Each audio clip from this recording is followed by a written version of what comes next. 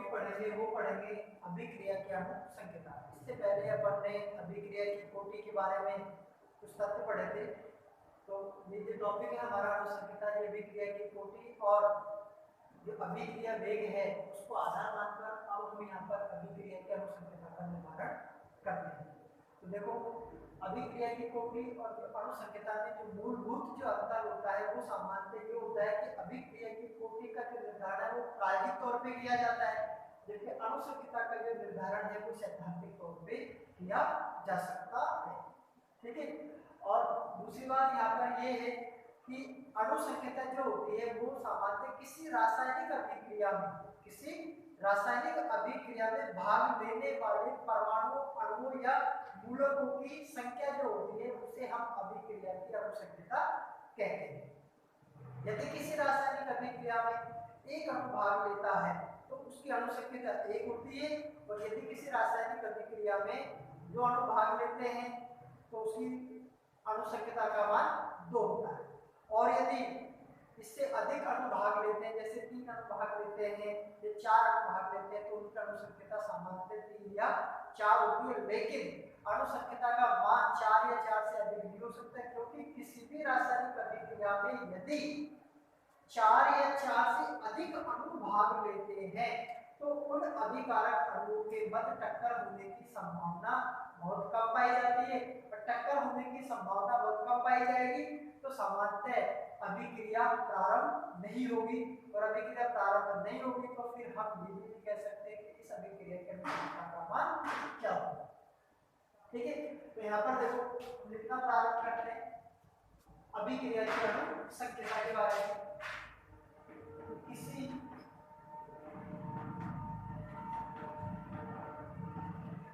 रासायनिक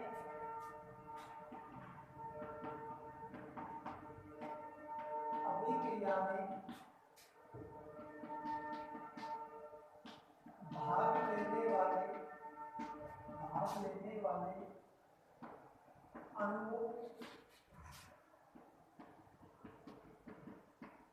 परमाणु तथा मूलकों की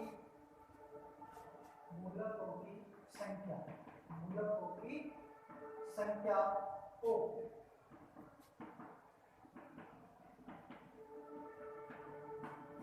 अभिक्रिया की अनुसंकेता कहते हैं। अभिक्रिया की अनुसंकेता कहते हैं। ठीक है। नेक्स्ट में लिखते हैं यदि किसी रासायनिक अभिक्रिया में एक अणु भाग लेता है, यदि किसी रासायनिक अभिक्रिया में एक अणु भाग लेता है तो उसकी अनुसंकेता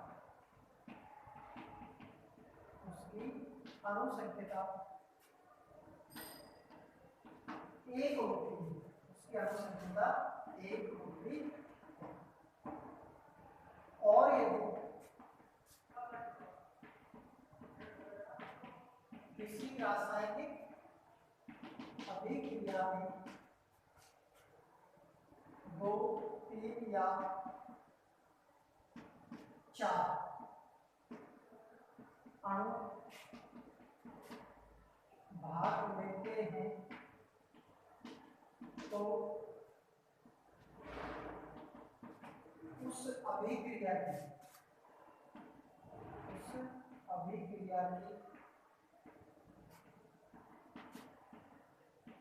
अनुसंकेता, यहाँ पर केवल अपन 2 और 3 अणु भाग लेते हैं तो उस अभिक्रिया की अनुसंकेता क्रम से 2 या 3 होती है। क्रम से 2 या 3 होती है। फिर यहाँ पर लिख देंगे यदि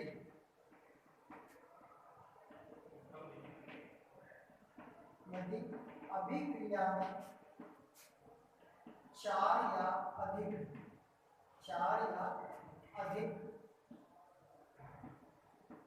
अणु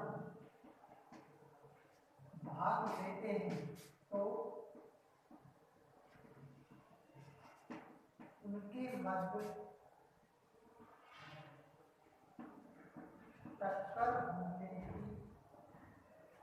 मध्य टक्कर होने की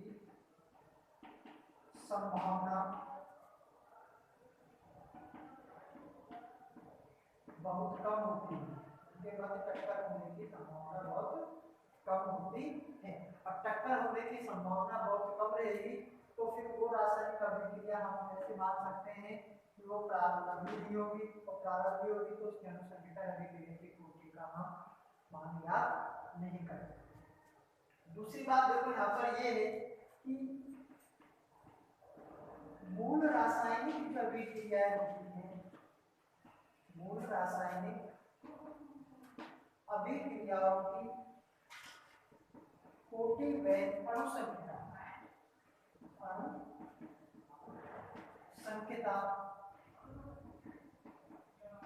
बराबर होती है। मूल रासायनिक अभिक्रियाओं की कोटि व अणुसंख्या सदैव क्या रहती है, बराबर रहती है। मूल रासायनिक अभिक्रियाओं के बारे में जैसे हम बात करें, जैसे H2O2 equal to H2O plus O, एक यहाँ पर लेते हैं अपन H2 प्लस I2 और यहाँ पर बनाते हैं हम 2HL, एक लेते हैं हम यहाँ पर FeCl3 प्लस SnCl2 और इससे बनाए हम 2FeCl2 प्लस SnCl4। तो देखो यहाँ पर अपन देखते हैं कि ये जो अभिक्रिया है इसकी अणुसंख्या एक और अभिक्रिया की कोटि भी, अणुसंख्या भी एक और अभिक्रिया की कोटि भी क्या होगी, एक होगी। इसी प्रकार से यहाँ पर इस अभिक्रिया की अणुसंख्या 2 तो अभिक्रिया की कोटि भी क्या होगी, 2। इस अभिक्रिया के लिए अणुसंख्या का मान 3 तो अभिक्रिया की कोटि का मान भी 3 ही होगा। यानी मूल रासायनिक अभिक्रिया की अणुसंख्या और उनकी अभिक्रिया की कोटि हमेशा समान होती है, सदैव समान होती है। लेकिन देखो कुछ रासायनिक अभिक्रियाएं ऐसी होती हैं जिनकी अणुसंख्या और अभिक्रिया की कोटि, अणुसंख्या और अभिक्रिया की कोटि में अंतर पाया जाता है। अर्थात कुछ अभिक्रियाएं ऐसी होती हैं जिनकी अणुसंख्या तो अलग अलग होती है लेकिन अभिक्रिया की कोटि हमेशा एक होती है, अभिक्रिया की कोटि हमेशा एक होती है। ऐसी अभिक्रियाओं को हम छद्म एकाणुक अभिक्रिया या आभासी एकाणुक अभिक्रियाएं कहते हैं। तो हमारा जो सेकंड टॉपिक रहेगा वो लेते हैं अपन आभासी एकाणुक अभिक्रिया।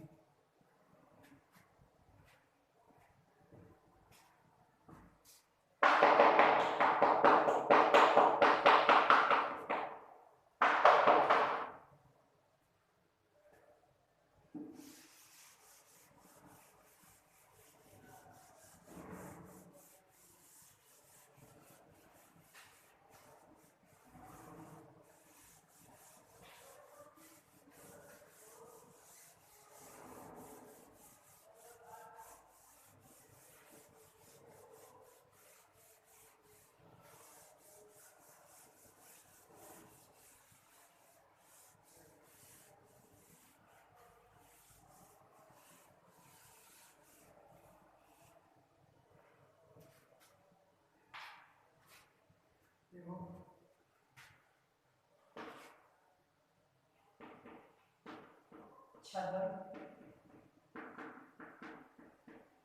एकाणुक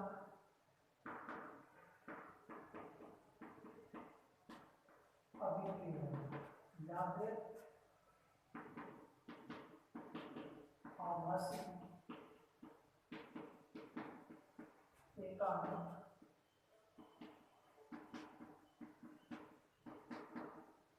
अभिक्रिया, छद्म एकाणुक अभिक्रिया या आभासी एकाणुक अभिक्रिया।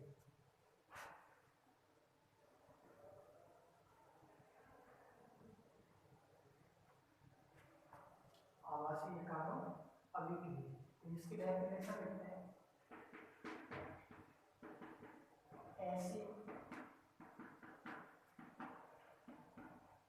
रासायनिक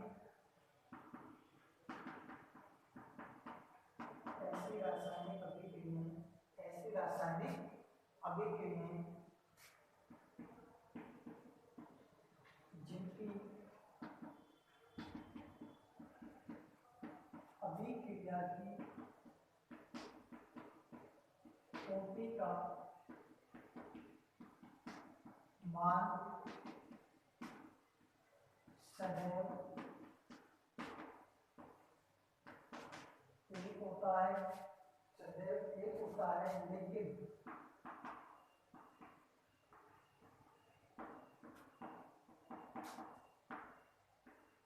अणु संख्या का मान 2 या 3 होता है, 2 या 3 होता है। छदम एकाणु, छदम एकाणु अभिक्रिया कहलाती है, छदम एकाणु अभिक्रिया कहलाती। ठीक है, अब देखो छदम एकाणु अभिक्रियाएं कौन कौन सी होती है, तो वो जो हम एग्जाम्पल लेंगे वो एग्जाम्पल अभिक्रिया के अनुसंहिता के लिए भी हो जाएंगे और छदम एकाणु अभिक्रियाओं के लिए भी हो जाएंगे। तो जैसे यहाँ पर अपन फर्स्ट एग्जाम्पल में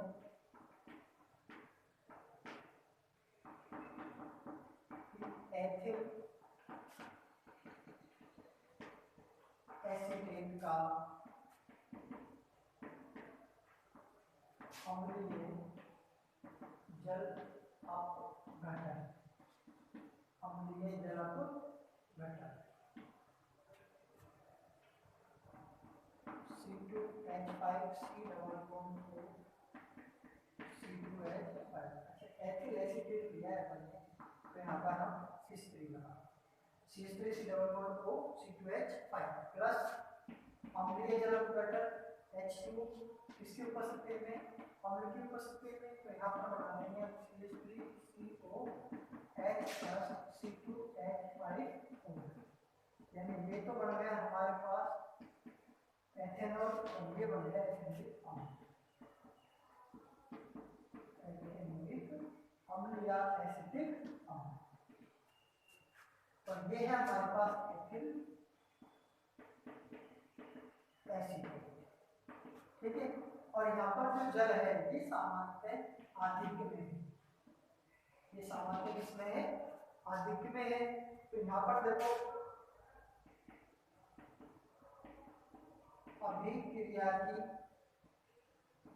अनुसंख्यता, अभिक्रिया की अनुसंख्यता का मान तो होगा 2 और अभिक्रिया की कोटि का मान होगा 1, क्योंकि क्योंकि क्योंकि जो अभिक्रिया वेग है, क्योंकि जो अभिक्रिया वेग है dx/dt जो है ये केवल डिपेंड करता है C3CO2H5 की सांद्रता की पावर 1 के समानुपाती, केवल इसी की सांद्रता के ऊपर अभिक्रिया वेग निर्भर करता है। इसलिए इस अभिक्रिया को हम प्रथम कोटि की अभिक्रिया मानते हैं, जबकि इसके अनुसंख्यता का मान 2 होता है। जल की सांद्रता के ऊपर इस अभिक्रिया का अभिक्रिया वेग निर्भर नहीं करता है, क्योंकि जल अधिक मात्रा में पाया जाता है। तो जो अभिकारक कम मात्रा में है, यदि वो अभिकारक जल्दी समाप्त हो गया तो अभिक्रिया स्वतः रुक जाएगी। तो हम ये भी जानते हैं कि सामान्यतः अभिक्रिया को प्रारंभ रखने वाला कारक कौन सा है, एथिल एसीटेट। जब ये एथिल एसीटेट की सांद्रता समाप्त हो जाएगी अभिक्रिया रुक जाएगी। तो ये भी कह सकते हैं कि अभिक्रिया जो वेग है वो सामान्यतः एथिल एसीटेट की सांद्रता पर निर्भर करता है, जल की सांद्रता पर निर्भर नहीं करता है। इसलिए ऐसी अभिक्रियाएं को हम छदम एकाणु अभिक्रिया कहते हैं, जिनका अनुसंख्यता का मान तो 2 है लेकिन अभिक्रिया की कोटि का मान 1 है। ठीक है, उसके बाद में हम यहाँ पर नेक्स्ट एग्जांपल लेते हैं। देखो N2O5 का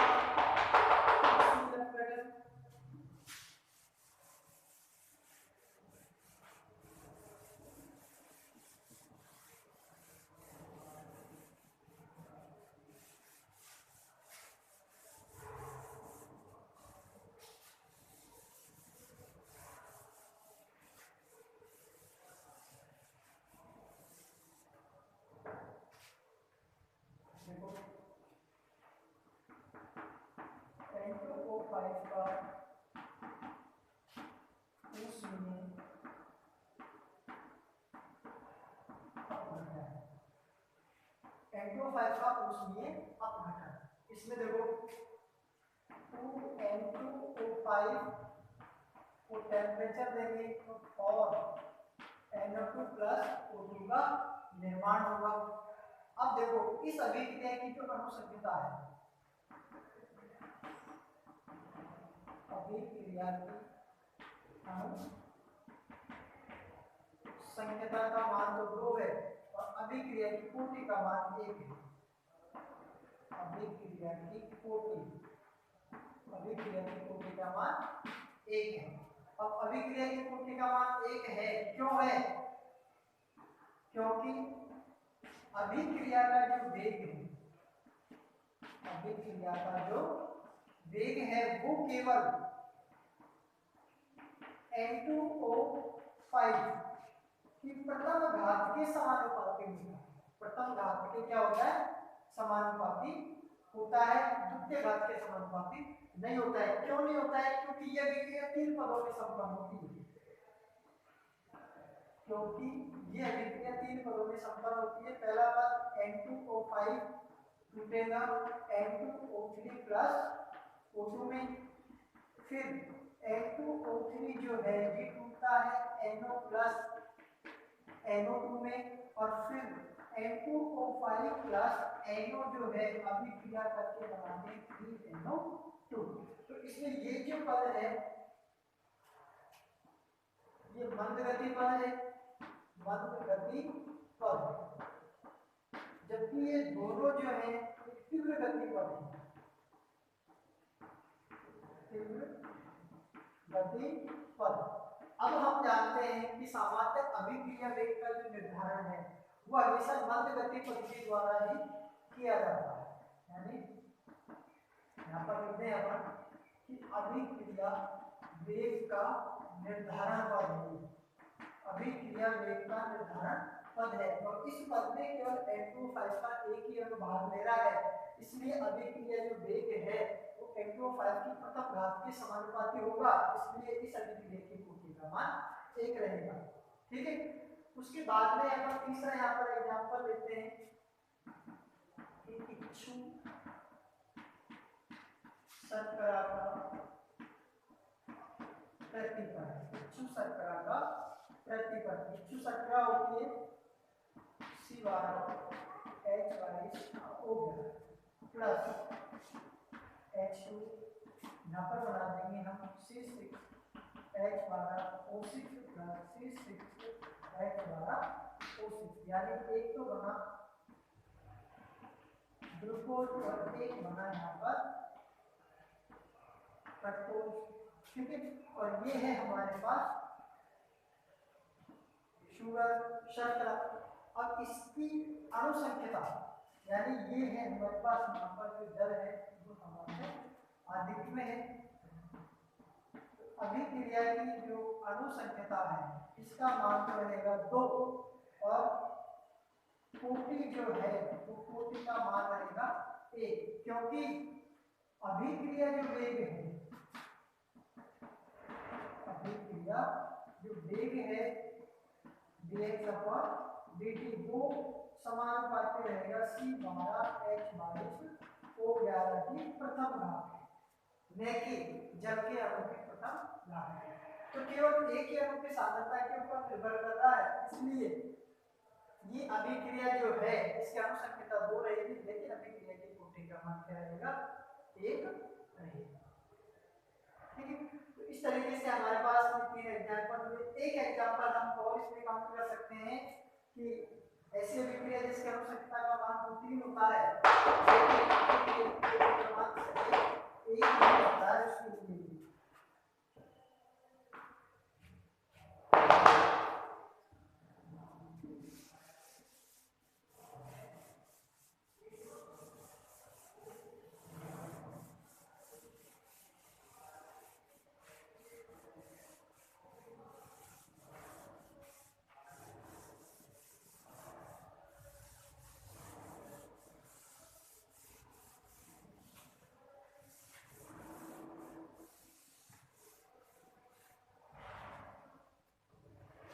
यहाँ पर हम एग्जांपल लेते हैं फोर्थ नंबर पे,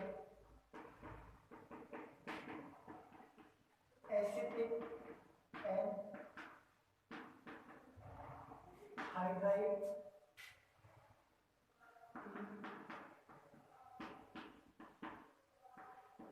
एथेनॉल के साथ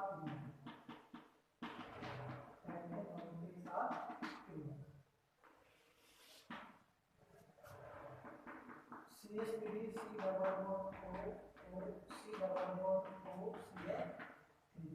तो इसके हमें दो अणु मिल रहे हैं एथेनॉल के, और दो अणु मिलने के बाद में अपने यहाँ पर बना सकते हैं CH3CO2H 5 प्लस H2O। तो ये तो बन गया हमारे पास H2 एसिड,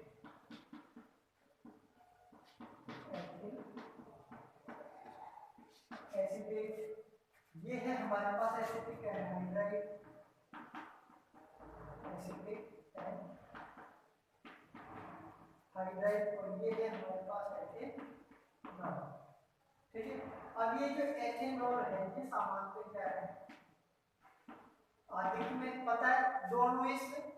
ठीक है, तो यहाँ पर इस अभिक्रिया की अणुसंख्या, इस अभिक्रिया की अणुसंख्या का मान 2, अणुसंख्या का मान 3, और अभिक्रिया की कोटि 1, अभिक्रिया की कोटि 1 रहेगी। ठीक है, क्यों रहेगी, क्योंकि अभिक्रिया वेग dx/dt वो समानुपाती रहता है केवल इसके समानुपाती, CH3COCO CH3 की सांद्रता के समानुपाती रहता है। इसलिए ये अभिक्रिया भी प्रथम कोटि की अभिक्रिया होती है जिसके अणुसंख्या का मान 3 होता है। तो इस प्रकार की जो अभिक्रिया होती है उनको हम सामान्यतः छद्म एकाणु अभिक्रिया या आभासी एकाणु अभिक्रिया की श्रेणी में रखते हैं। ठीक है, उसके बाद में हम छोटा सा टॉपिक और लेते हैं, अणुसंख्या और अभिक्रिया की कोटि में अंतर।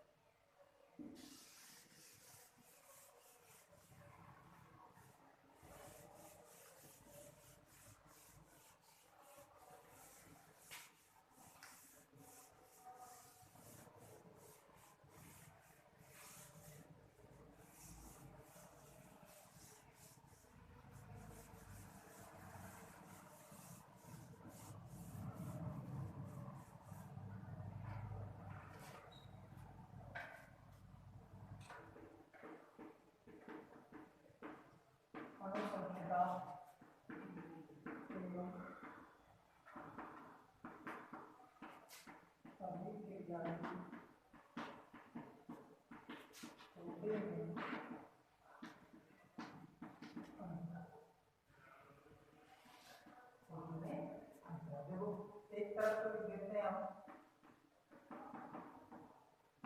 अणुसंख्या और दूसरी तरफ लिख देते हैं हम अभिक्रिया की कोटि। और यहाँ पर ज्यादा अंतर लिख देंगे, अभिक्रिया की अणुसंख्या संख्या का मान अभिक्रिया में भाग लेने वाले अणु परमाणु एवं मूलकों की संख्या होती है। मूलकों की संख्या होती है। जैसे यहाँ पर लिखेंगे हम अभिक्रिया की कोटि का मान अभिक्रिया में भाग लेने वाले उन अणुओं की संख्या से लिया जाता है। उन अणुओं की संख्या से लिया जाता है जो अभिक्रिया वेग का निर्धारण करते हैं। अभिक्रिया वेग का निर्धारण करते हैं। सेकंड लेते हैं हम अणु संख्या का मान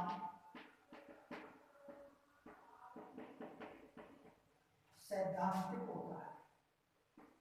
सैद्धांतिक होता, जबकि यहाँ पर अभिक्रिया की कोटि प्रायोगिक होती है। अभिक्रिया की कोटि कैसी होती है? प्रायोगिक होती है। थर्ड,